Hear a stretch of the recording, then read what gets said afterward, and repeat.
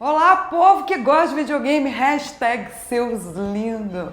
Bem-vindo ao GamePad, que é o programa que toda semana fala de novos paranauês para você manjar mais dos paranauês. E essa semana a gente vai falar de contos de fada. Por isso que eu tô assim esvoaçante, porque eu tô me sentindo esvoaçante com essa roupa. Então, tem um cara chamado Vladimir Prop, que foi um estruturalista russo, e ele resolveu que ele ia estudar as estruturas dos contos de fada. Para isso ele usou 449 contos, repito, 449 contos, para tentar identificar quais são as estruturas que todos os contos de fada têm. Ele propõe o seguinte: para você fazer uma análise de um conto de fada, você começa primeiro lendo o conto inteiro, não começa analisando o começo, porque senão vai dar errado. Daí você tem que identificar quais são os agentes, as personas dramáticas. Você tem que saber quais são os pontos que vão levar para uma discussão ou para algo que alguém vai fazer que é evil e quais são os pontos evil. Então primeiro leia tudo, depois vai identificando essas estruturas, beleza? E eu vou te mostrar como isso funciona muito bem e a gente usa sem parar hoje com Child of Light, que é um joguinho lindo, maravilhoso. A primeira parte, a gente vai falar das esferas. Para ele, as esferas são personagens e qual é a função do personagem dentro do conto. Isso significa que você determina quem é o herói pela função do herói dentro do conto. Olha só, o herói é a pessoa pelo qual passa pela ação. É ele que tem que passar pelo que está acontecendo. O agressor é a pessoa que faz mal para o herói.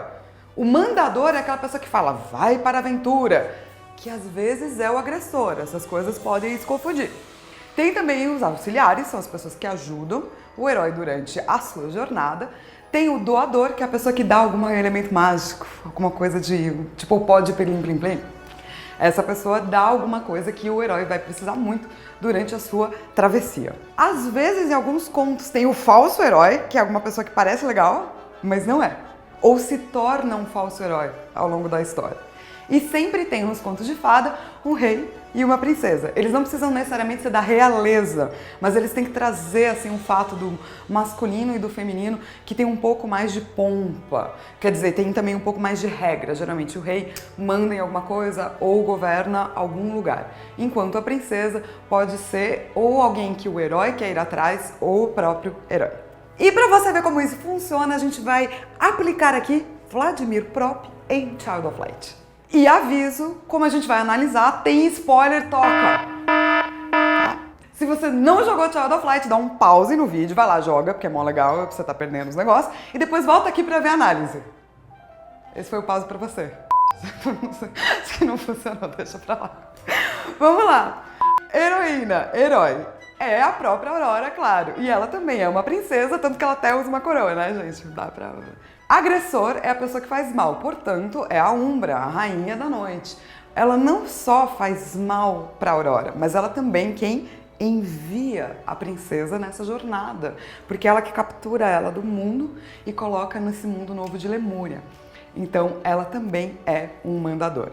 A Aurora tem um pai, que é um duque na história, mas que pode ser considerado um rei. É claro que ele tá lá todo deprimido, passando mal tadinho, então ele não aparece muito. Mas porque ele tá deprimido é como a história começa. O que significa é, antes existia uma ordem, antes existia um rei, o rei começa a passar mal, então agora o herói tem que ser apresentado. E essa é a função dele, que no fundo é uma função muito importante. A gente tem dois tipos de auxiliares. O primeiro é toda a party, todos os amigos da Aurora, que em certos pontos da história ela ajuda eles. Então, se a gente fosse pensar para cada mini conto ali dentro, cada personagem poderia ser o próprio protagonista da sua história e a Aurora seria não só uma auxiliar como uma doadora, porque dá algum poder ou alguma coisa que eles não tinham.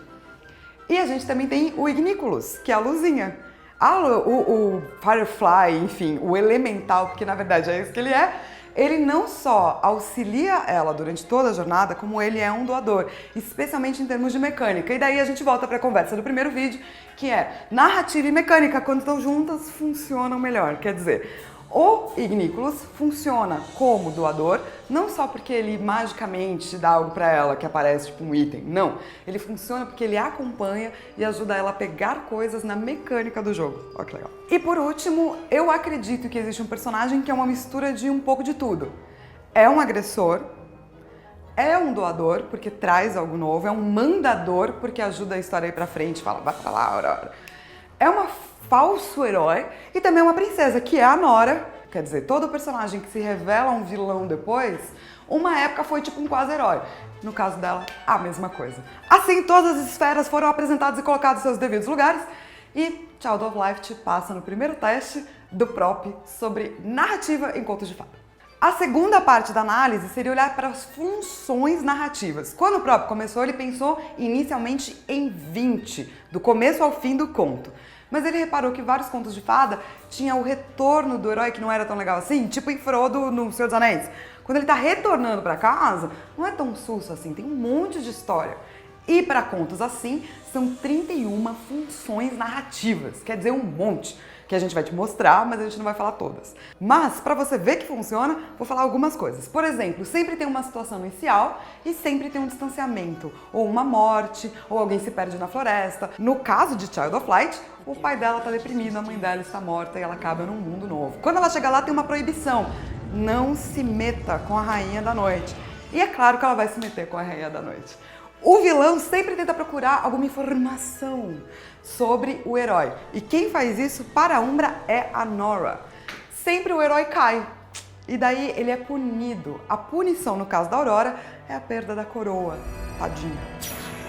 Depois disso, obviamente, ele passa por uma nova aprovação, o qual ele consegue, e daí ele consegue um poder mágico muito louco, muito especial, que a Aurora consegue da mãe dela e do elemental Ignívoros. E daí, no final, antes de enfrentar o vilão, o nosso herói é sempre marcado por algo. E eu acho que no caso de Child of Light, é a passagem do tempo.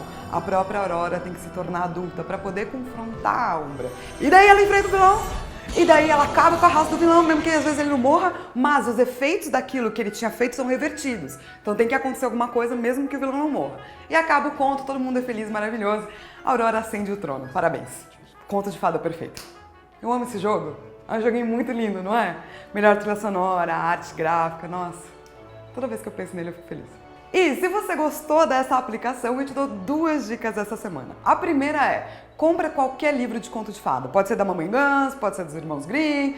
E a segunda é, compra o livro do Prop, aquele que ele começa a falar dessas funções, que chama Morfologia do Conto Maravilhoso. Lê os 2 e tenta juntar e ver que essa estrutura batata funciona para todos os contos de fada. Se você curtiu esse vídeo, mas quer ver um tema novo, manda um e-mail pra gente, higienebrasil@higiene.com, e eu te vejo na semana que vem. Um abração muito forte a todos os parça que ajudam o Higiene Brasil. Beijo!